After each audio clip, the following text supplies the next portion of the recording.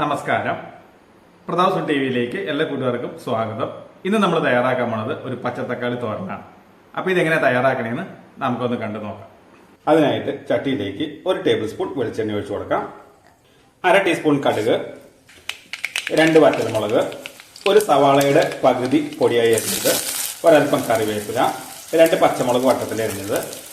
ഇനി ഇതൊന്ന് വാട്ടി ഇതുപോലെ ചെറുതായി വാടി വന്നു കഴിയുമ്പോൾ അതിലേക്ക് ഒരു 1/4 ടീസ്പൂൺ മഞ്ഞൾപ്പൊടി കൂടി ചേർക്കാം. മഞ്ഞൾപ്പൊടിയുടെ പച്ചമണം മാറുന്ന വരെ ഒന്ന് ഇളക്കി കൊടുക്കും കേട്ടോ.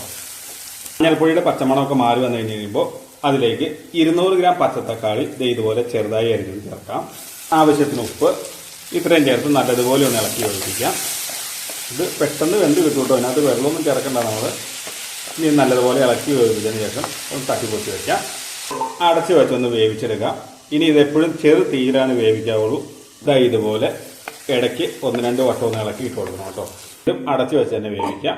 ഇതുപോലെ പകുതി വേവായി വന്നു കഴിഞ്ഞ് കഴിയുമ്പോൾ അതിലേക്ക് 1/4 കപ്പ് തേങ്ങ ചിരകിയത് കൂടി ചേർക്കാം. അതിനുശേഷം ഒന്ന് തട്ടിപ്പൊത്തി വയ്ക്കാം.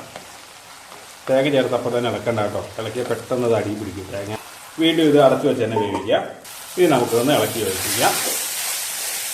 അല്പം കൂടി ഒന്ന് ഉലർന്ന് വരാനുണ്ട് കേട്ടോ. ഒരു 2 മിനിറ്റോടെ അടുപ്പത്തിരിക്കട്ടെ. അപ്പോൾ ഈ സമയത്ത് ഇതിൻ്റെ ഉപ്പൊക്കെ പാകമാണെന്ന് നോക്കാം. നമ്മുടെ കറിയുടെ ഉപ്പൊക്കെ പാകമാണ്.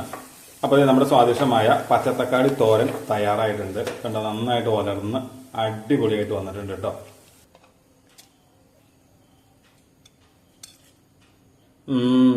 അടിപൊളി, സൂപ്പർ. എന്താ ടേസ്റ്റ്! ഒരല്പം പുളി, നല്ല എരിവൊക്കെ ആയിട്ട് അടിപൊളി കറിയാണ്. ഇത് ചോറിൻ്റെ കൂടെ മാത്രമല്ല കേട്ടോ, ഇത് കഞ്ഞിയുടെ കൂടെ കഴിക്കാനും അടിപൊളി കറിയാണ് കേട്ടോ. അപ്പോൾ തീർച്ചയായിട്ടും നിങ്ങൾക്ക് എല്ലാവർക്കും ഇത് ഇഷ്ടപ്പെടും. അപ്പോൾ എല്ലാവരും വീട്ടിലൊന്ന് ട്രൈ ചെയ്ത് നോക്കുക. അപ്പോൾ ഈ രുചി എല്ലാവരിലും എത്തട്ടെ.